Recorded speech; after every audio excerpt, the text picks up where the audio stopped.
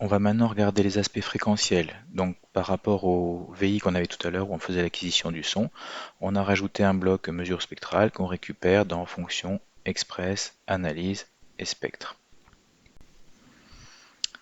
Si on double-clique sur le bloc mesure spectrale, on voit qu'en fait on va récupérer ici un spectre d'amplitude qui sera exprimé en décibels.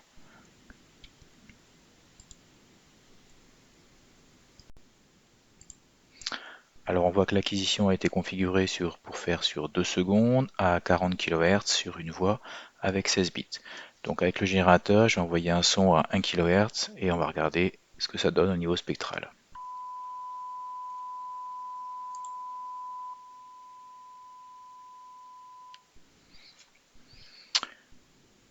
Donc on retrouve, là on a le temporel et ici on a la sortie du bloc.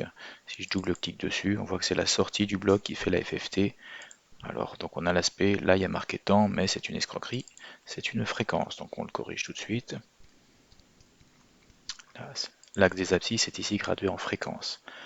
40 kHz de fréquence d'échantillonnage, on retrouve le FE sur 2 à 20 kHz, ce qui est tout à fait normal.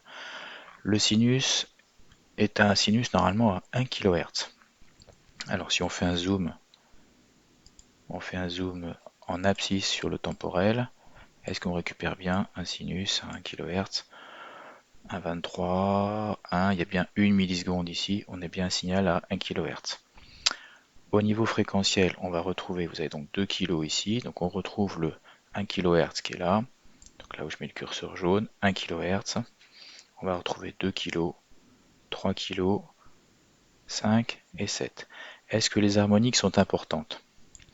Si on regarde les niveaux qu'il y a, les niveaux qu'il y a en abscisse, on voit qu'on a un niveau, le fondamental est à moins 25 dB, quand les harmoniques suivantes sont à, on voit la valeur ici, moins 24, moins 60.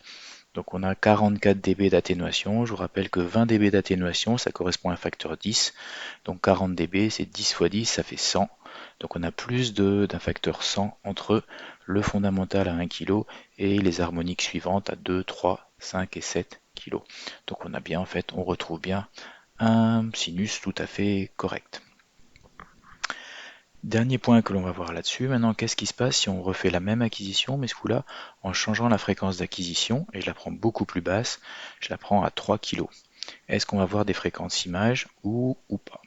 Donc je relance l'acquisition en renvoyant un signal à 1 kHz.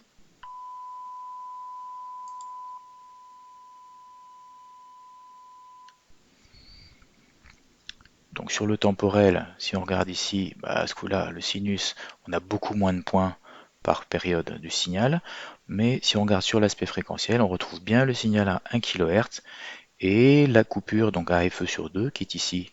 FE sur 2 ça correspond à 1,5 kg. Là. En revanche, on n'a pas d'autres règles qui apparaissent, donc il n'y a pas de fréquence image, ce qui permet de dire qu'ici on a forcément un filtre repliement en tête.